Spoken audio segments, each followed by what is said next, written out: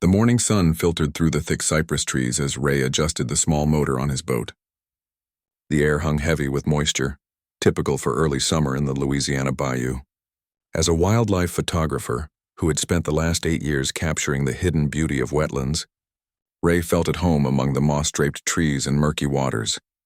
Today's goal was simple: photograph the rare birds that nested deep in this protected area. He'd heard whispers about an ivory-billed woodpecker sighting, a bird many believed extinct. If he could capture that on camera, it would make his career. Just a few more hours of daylight, Ray muttered to himself, checking his watch before pushing deeper into the maze of waterways. He'd packed enough supplies for an overnight stay if needed. This wouldn't be his first night in the bayou. The boat glided smoothly through narrow channels as Ray snapped photos of herons and egrets. He paused occasionally to wipe his camera lens, fighting the constant battle against humidity. The familiar sounds of the bayou, croaking frogs, buzzing insects, and bird calls, created nature's perfect soundtrack. Around midday, Ray realized he'd ventured into an unfamiliar section of the bayou. His GPS signal wavered, showing his position, then disappearing. He should have turned back, but something about this unexplored area pulled him forward. The channel he followed seemed slightly wider than others, almost as if it had been carved deliberately. 10 more minutes, he promised himself. Then I'll head back. But those 10 minutes changed everything. The narrow channel suddenly opened into a wide clearing, and Ray's breath caught in his throat. There, partially hidden by years of vegetation growth, stood something impossible: the massive hull of a cruise ship. Ray cut the boat's engine, letting momentum carry him closer to the surreal sight. The ship towered above the trees, its once white paint now stained with rust and covered in vines. Nature had begun the slow process of reclaiming the vessel, but there was no mistaking what it was: a full-sized luxury cruise liner, somehow stranded miles deep in the bayou. "This can't be real," Ray whispered, raising his camera with shaking hands to document what he was seeing. Through his zoom lens, he could make out the name painted on the hull: Bayou Princess. The irony of the name wasn't lost on him as he recalled vague news stories from years back. A cruise ship that had gone missing during Hurricane Eliza about 5 years ago. The official reports claimed it had sunk in the Gulf after all passengers and crew were safely evacuated. Yet here it stood, somehow carried inland by the storm's unprecedented power, hidden away in this remote section of the bayou that few people ever visited. Ray maneuvered his small boat toward what remained of a boarding dock. The metal creaked ominously as he tied up his boat, but it held his weight when he carefully stepped onto it. Common sense told him to leave, to report his finding to authorities. But the photographer in him, the part that had always chased the next amazing shot, couldn't turn away from this once-in-a-lifetime discovery. With his camera secure around his neck and a small backpack of supplies, Ray began his approach.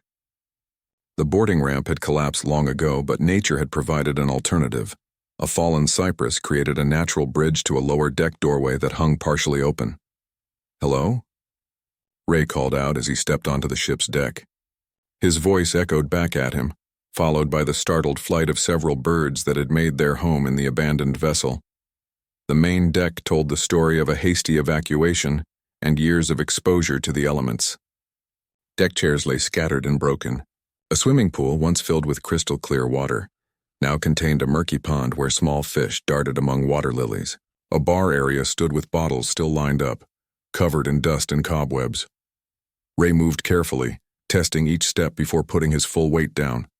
Though the ship seemed solidly grounded, years of neglect had left the floors untrustworthy in places. He documented everything with his camera, the strange beauty of this luxury vessel being slowly devoured by wilderness. The grand entrance to the ship's interior remained intact, its brass fixtures tarnished green with age. Double doors, once automatic, stood partially open as if welcoming him inside. Ray hesitated at this threshold between sunlight and the ship's dim interior. Just a quick look, he told himself, switching on his flashlight before stepping inside. The beam cut through years of undisturbed dust as Ray entered what had once been a magnificent atrium. A grand staircase curved upward to higher decks, while shattered chandeliers hung precariously from the ceiling. The marble floor was cracked in places where small plants had taken root. What struck Ray most was how everything suggested people had left in tremendous hurry. Half-empty glasses still sat on tables. Open books lay face down, their pages now warped and yellowed. A child's stuffed bear leaned against a pillar, its button eyes staring blankly at nothing. Despite the eerie abandonment, something about the scene didn't match the official story. If everyone had been safely evacuated before the ship went missing, why did it look like people had fled in panic? Why were personal belongings still scattered everywhere? Ray moved deeper into the ship, documenting each new discovery. The dining room with tables still set for a meal never served. A theater with programs still stacked by the entrance, advertising a show that never took place. A gift shop with souvenirs still neatly arranged on shelves. When Ray found the ship's information desk, he rummaged through the drawers until he located what he was looking for: a layout map of the entire vessel. According to this, the Bayou Princess had 12 decks, 4 restaurants, 3 swimming pools, and accommodations for over 500 passengers plus crew. As daylight began to fade outside, Ray knew he should leave. Exploring an abandoned ship in the dark wasn't just creepy, it was dangerous. But just as he turned to go, his flashlight caught something strange on a nearby wall. What had appeared at first glance to be random water damage revealed itself as writing when Ray looked closer. Someone had scratched a message into the wall. "We're still here. Help us." A chill ran down Ray's spine that had nothing to do with the bayou's cooling evening air. The date scrawled beneath the message was from 3 months after the ship had supposedly been evacuated. Ray raised his camera and took several photos of the message. As he reviewed them on his camera's screen, movement reflected in the display, something shifting in the darkness behind him. He whirled around, flashlight beam cutting through the gloom, but saw nothing except dust particles dancing in the light. Still, he couldn't shake the feeling that he wasn't alone on this abandoned ship. The sun was setting quickly now, casting long shadows through the broken windows. Ray decided it was time to leave. He could return tomorrow better prepared for a proper exploration. As he made his way back toward the exit, he couldn't help but wonder about that message and what other secrets this impossible ship might hold. One thing was certain: the story of the Bayou Princess was far from over. And Ray had just become part of it. Ray couldn't sleep that night. He'd set up camp on the shore within sight of the hulking cruise ship, its dark silhouette barely visible against the night sky. Every time he closed his eyes, he saw that message scratched into the wall. "We're still here. Help us." As the first light of dawn broke through the trees, Ray was already awake, checking his camera gear and packing extra batteries and protein bars. He'd decided to spend the entire day exploring the Bayou Princess, documenting everything he found. If people had somehow survived on that ship after it was reported evacuated, the world needed to know their story. Ray's small boat bumped against the makeshift dock as he tied it up more securely than the day before. This time he'd come prepared with a proper flashlight, a backup light, extra water, and a small toolkit. The morning air felt heavy with anticipation as he made his way back to the ship's entrance. "Hello?" he called out again as he stepped inside, louder this time. "Is anyone here?" Only silence answered him, broken by the occasional distant bird call from outside. Ray decided to be methodical in his exploration today. According to the ship map he'd found yesterday, the Bayou Princess had 12 decks. He would start at the bottom and work his way up, documenting everything. The lower decks proved challenging to access. Several stairwells were blocked by collapsed ceilings or flooded with murky water. Ray found his way through service corridors and emergency exits, using the ship map as his guide. The crew quarters on the lowest accessible deck told a story of hasty abandonment. Personal items still in lockers, photos still taped to walls, letters half written on desks. In one corridor, Ray found more scratched messages. Day 47 still waiting for rescue and don't trust the official story. His skin prickled as he photographed these messages. Someone had definitely remained on this ship long after it was supposedly evacuated. By midday, Ray had reached the ship's massive kitchen. What he found there stopped him in his tracks. Unlike the rest of the abandoned areas, the kitchen showed signs of long-term use. Tables had been rearranged to create a living space. Makeshift beds had been constructed from cushions and tablecloths. Most telling was an ingenious rainwater collection system that funneled water from the ceiling through cleaned-out pipes into large storage containers. Someone lived here. Ray whispered to himself, running his hand over a table where playing cards still lay in the middle of what appeared to be an unfinished game. In a corner, Ray discovered a stack of journals. He carefully opened the top one, mindful of the fragile, water-damaged pages. The handwriting was small but legible, dated nearly 5 years ago, day 1 after the hurricane. There are 32 of us left on board. When the evacuation order came, we were in the lower kitchen preparing emergency rations. No one came to check these levels before the last boats left. The storm hit before we could make it to the upper decks. The ship has run aground somewhere inland. We don't know where we are or if anyone knows we're alive. Ray flipped through more pages, his heart racing. According to the journal, a group of kitchen staff, maintenance workers, and a few passengers had survived on the ship for months, then years. They'd created a small community, living off emergency supplies and eventually learning to fish and forage in the surrounding bayou.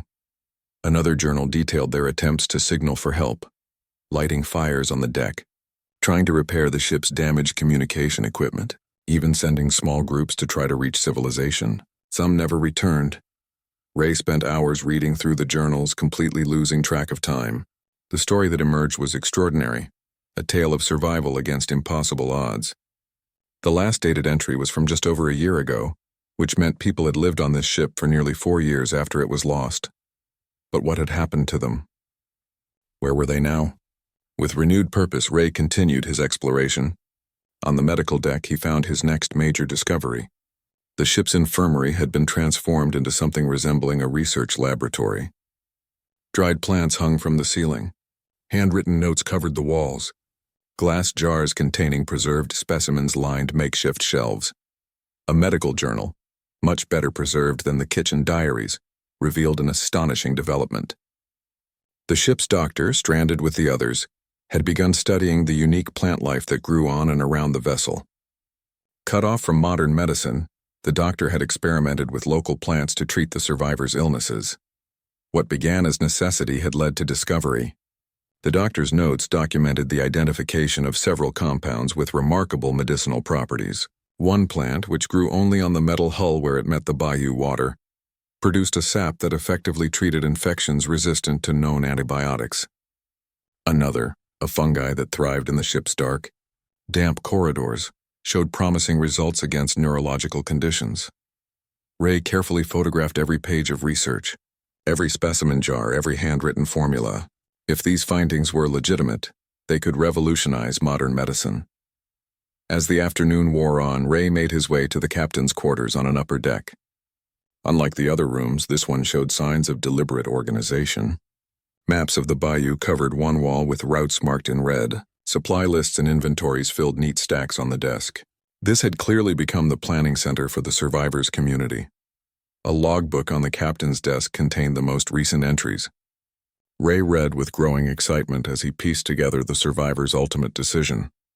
After 4 years stranded on the ship, they had finally accumulated enough knowledge of their surroundings and built suitable rafts to attempt a journey to civilization.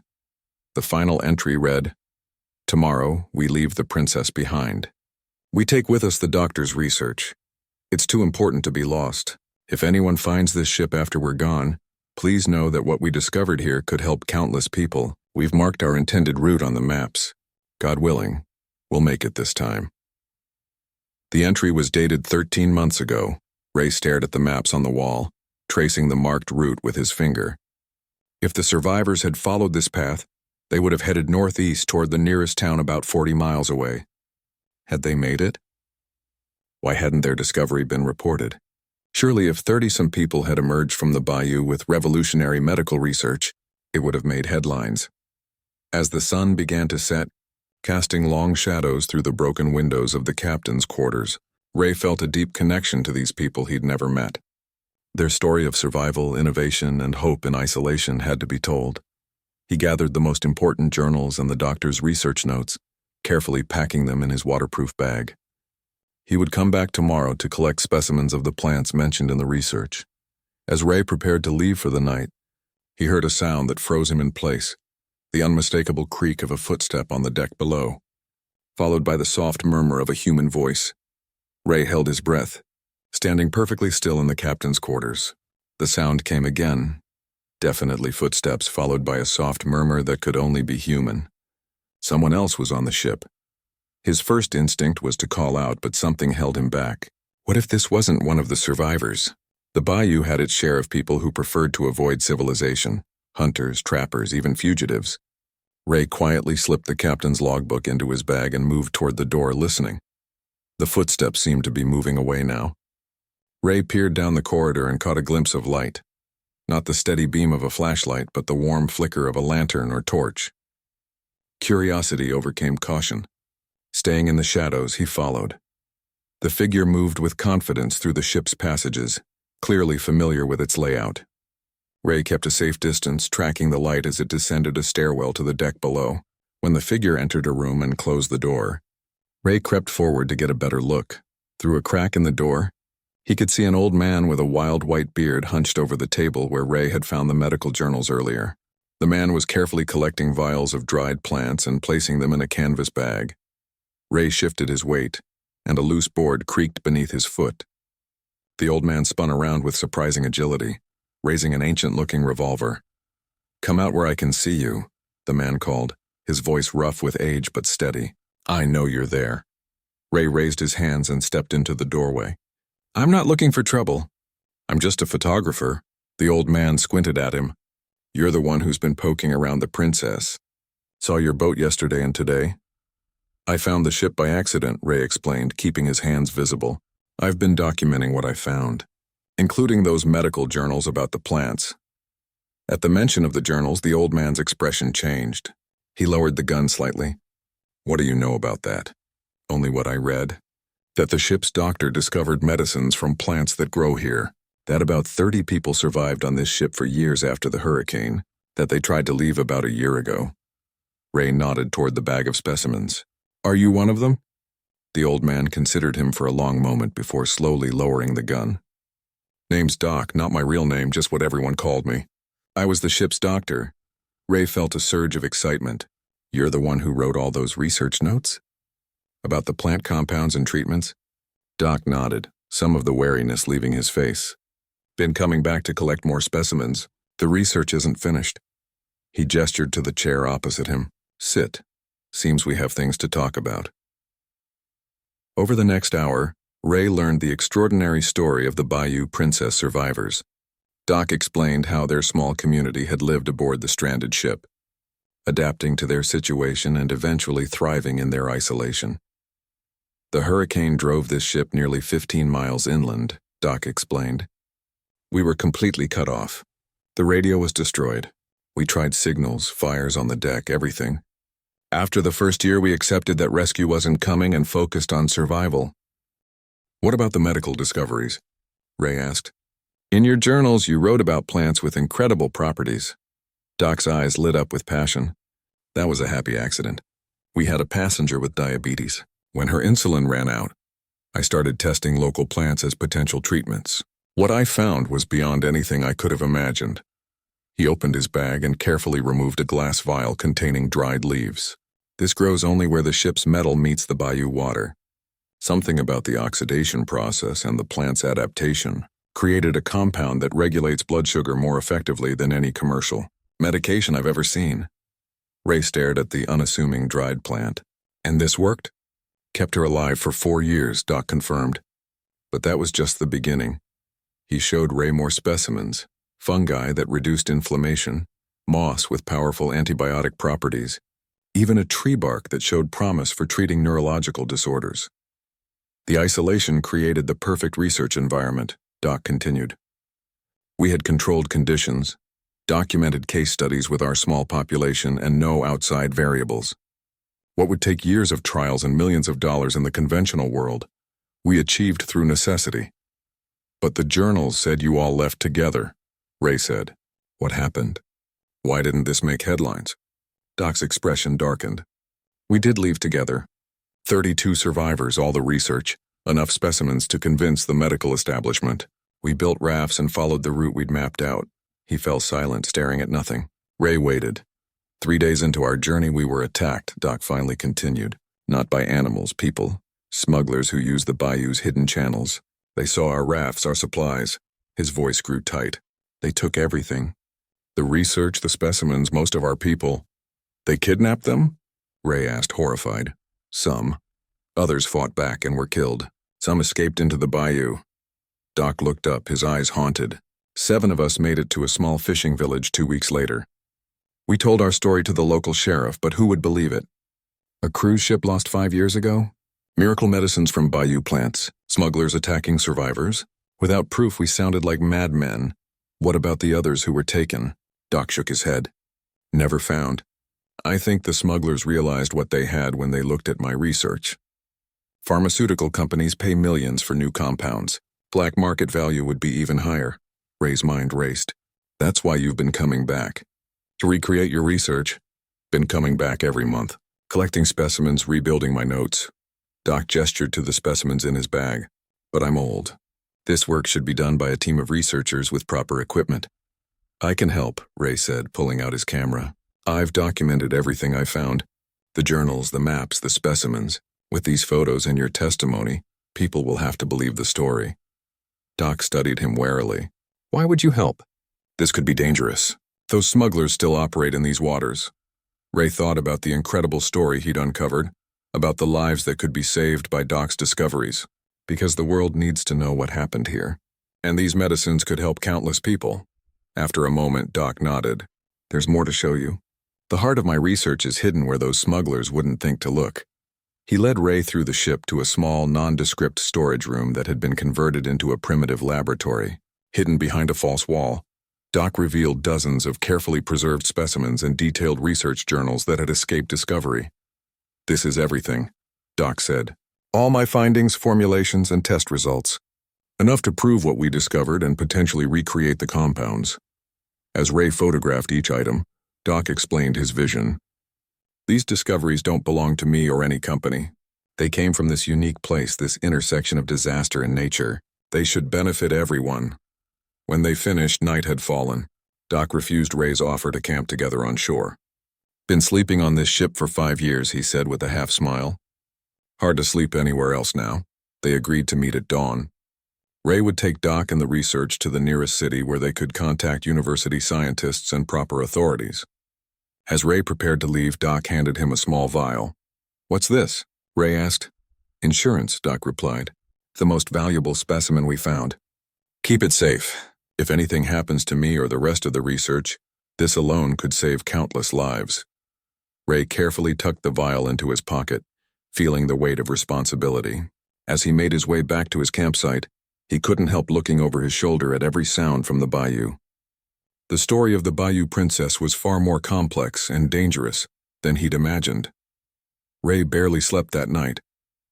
Every noise from the surrounding bayou jolted him awake. The splash of fish, the hoot of owls, the occasional rumble of distant thunder.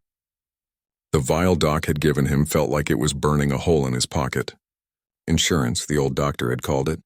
But insurance against what? As the first hints of dawn colored the sky, Ray packed up his small camp. His camera and the precious research journals were safely stored in waterproof bags. He checked and rechecked the vial, making sure it was secure. The plan was simple. Meet Doc at the ship, take him and the specimens to the nearest city, and contact university researchers who could verify the discoveries.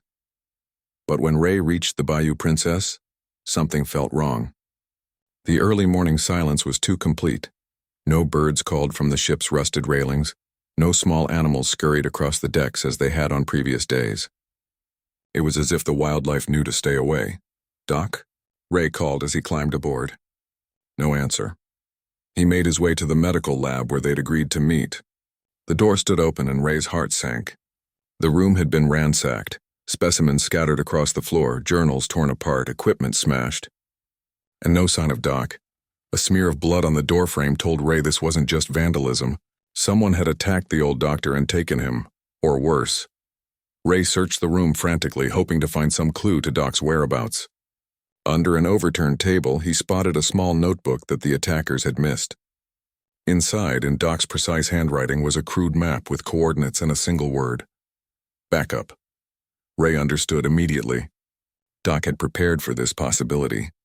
The old doctor had been returning to the ship monthly for a year. Plenty of time to establish a secondary location for his most important research.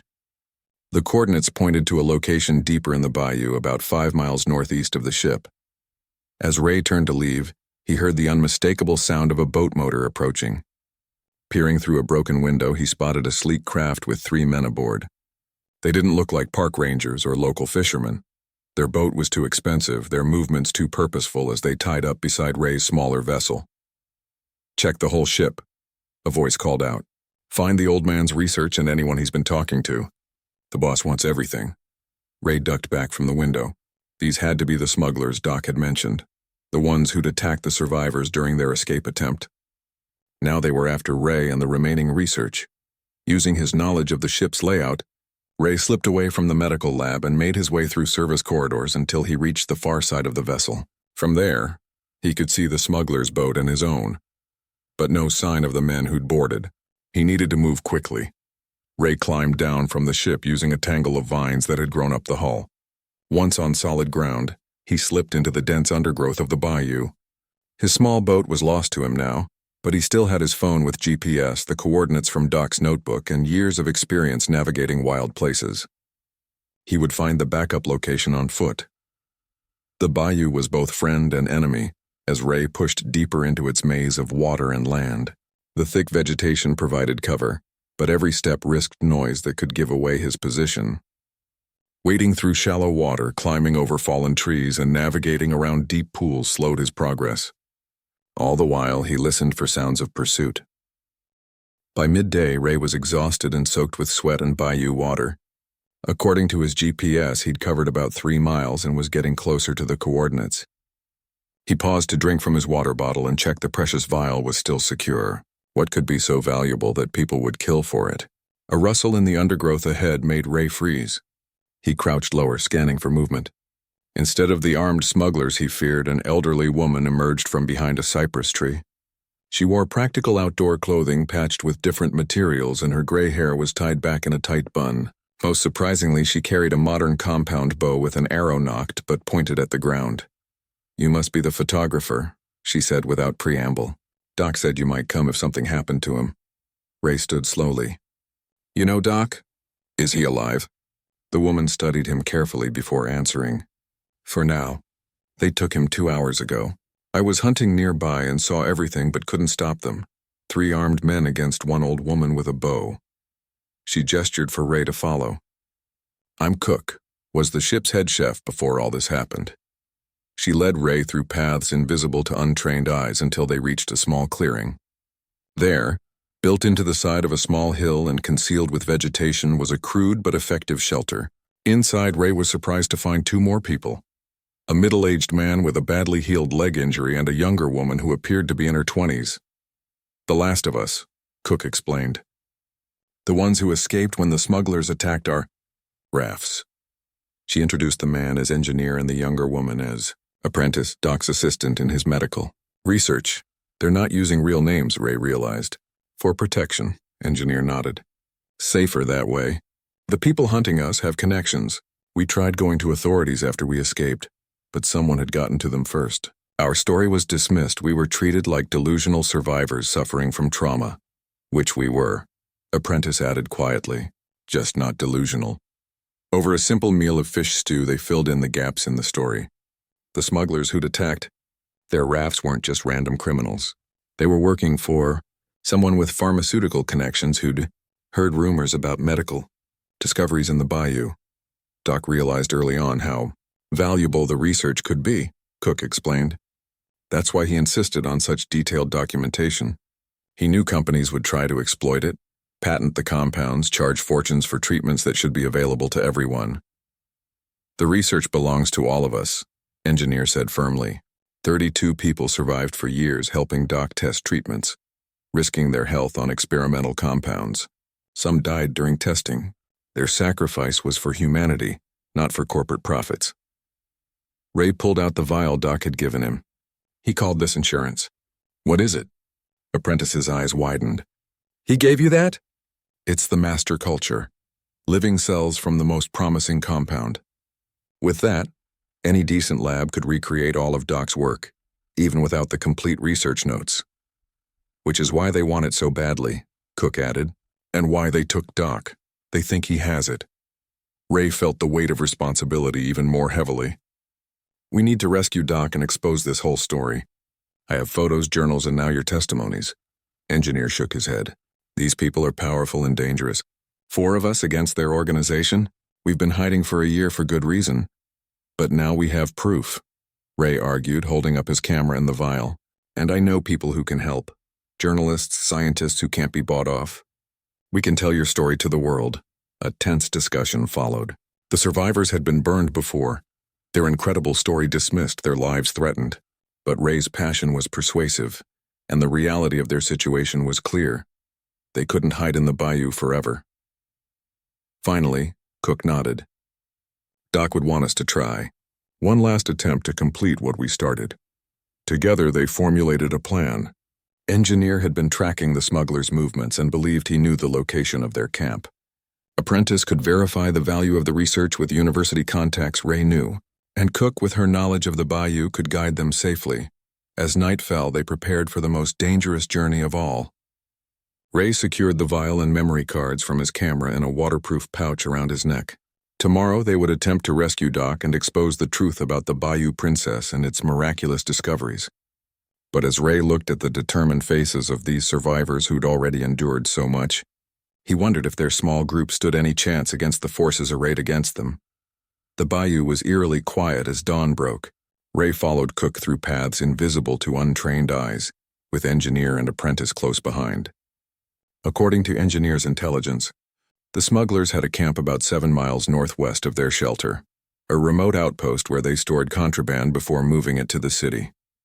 "They'll keep Doc alive until they get what they want," Engineer had explained during their planning. "But once they realize he doesn't have the master culture, they'll have no reason to keep him." The weight of the vial pressed against Ray's chest where it hung in its waterproof pouch. Their plan was risky but simple. Cook would get them close to the camp.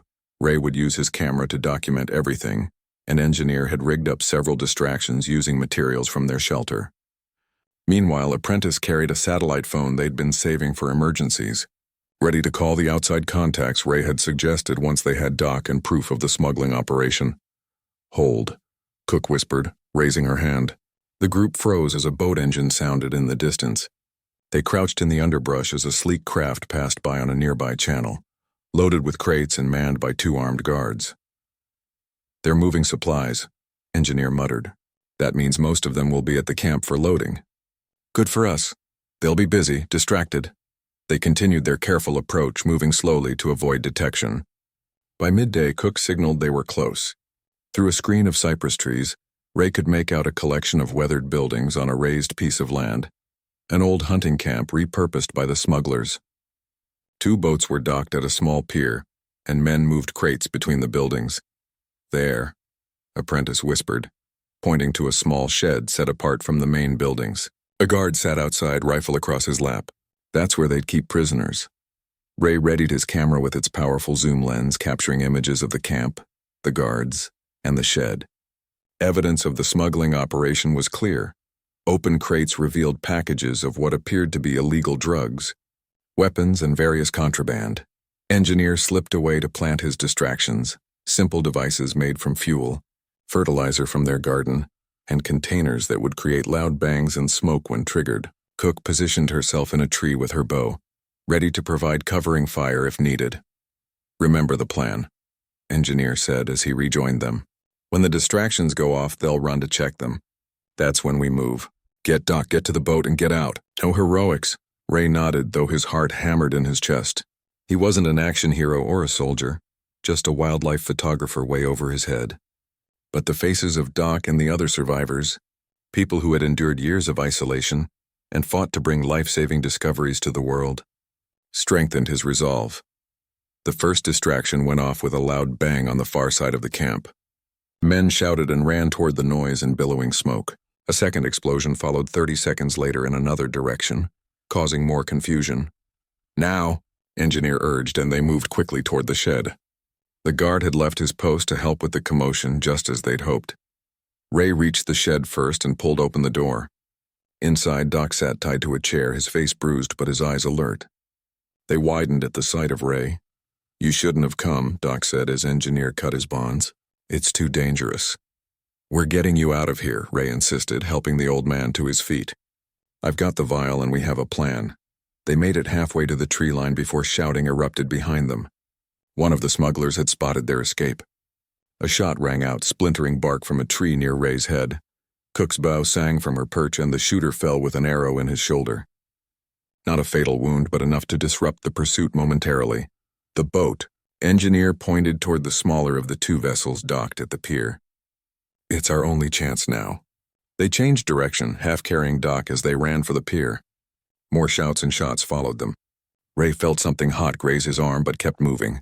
The adrenaline coursing through him dulled the pain. Engineer reached the boat first and began working on the engine while the others climbed aboard. Cook provided covering fire with her remaining arrows, forcing the smugglers to take cover. "It's now or never," Engineer said as the engine roared to life. He pushed away from the dock just as the smugglers reached the pier. Cook's last arrow struck the fuel tank of the smugglers' other boat, and the resulting explosion bought them precious seconds to accelerate away. Bullets hit the water around them as they sped through the narrow channel, but soon the sounds of pursuit faded. Engineer navigated through the complex waterways with the skill of someone who had spent years learning the bayou's secrets. "We did it," Apprentice breathed, tending to Doc's injuries with supplies from the boat's first aid kit. "But what now?" "Now we tell our story," Ray said, checking that his camera and the vial were intact. He'd taken a bullet graze to his upper arm, which Apprentice quickly bandaged. All of it. The ship, the survivors, the medical discoveries, and the people who tried to steal them. Doc looked up at him with tired but determined eyes. "You have no idea what you've gotten yourself into, photographer. These people have connections everywhere. Corporate interest, corrupt officials, they won't stop coming." "Then we'll need to make the story too big to bury," Ray replied. Apprentice, the satellite phone. As Engineer guided the boat toward the nearest town, Apprentice made 2 calls. One to a professor of biochemistry who had been Ray's college roommate, and another to an investigative journalist Ray had worked with on environmental stories. Both promised to meet them and bring trusted colleagues. By nightfall, they had reached a small marina where 3 vehicles waited. Ray's contacts had come through. Within hours, Doc and the vial were in a university laboratory, where the preliminary tests confirmed what the survivors had claimed. The compounds derived from the bayou's unique ecosystem had remarkable properties unlike anything in current medical literature. The journalist, true to her word, broke the story wide open. Ray's photographs and video of the Bayou Princess, the smugglers' camp, and the survivors' testimony created a media sensation. Federal agents raided the smugglers' operation based on the evidence provided, uncovering a network that reached into pharmaceutical companies and local government. 2 weeks later, Ray stood on the deck of the Bayou Princess one last time. The ship was now surrounded by research teams, federal agents, and media. What had once been a forgotten wreck was now perhaps the most famous shipwreck in the country. "They want to preserve it," Doc said, joining Ray at the railing. The old doctor looked healthier now, his injuries healing and his spirit renewed by the validation of his work. "Turn the ship and the surrounding area into a protected research zone." "What about the research?" Ray asked. "Any corporation trying to claim exclusive rights?" Doc smiled for perhaps the first time since Ray had met him. "The university filed for open-source patents. The discoveries belong to everyone, just as we wanted. Clinical trials are already being organized for the 3 most promising compounds. The other survivors had emerged from hiding as well. Cook had become something of a celebrity, giving interviews about their years of survival on the ship. Engineer was working with research teams to document the unique ecosystem that had developed around the vessel. Apprentice had been offered a full scholarship to complete her medical education. As for the missing survivors who had been taken by the smugglers, 3 had been found alive during the raids. The search continued for others with renewed hope.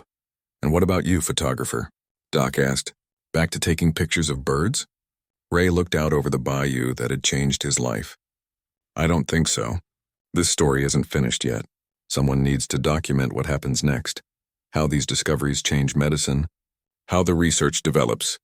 He raised his camera, capturing the image of scientists carefully collecting samples from the ship's hull. "Besides," he added with a smile, "I've gotten used to the bayou. It has a way of keeping you around." In the distance, the sun began to set over the Bayou Princess, the ship's rusted hull glowing gold in the fading light. What had begun as a wrong turn in a forgotten waterway had led to discoveries that would save countless lives. The ship that everyone had forgotten had one final journey after all, not across oceans but into history.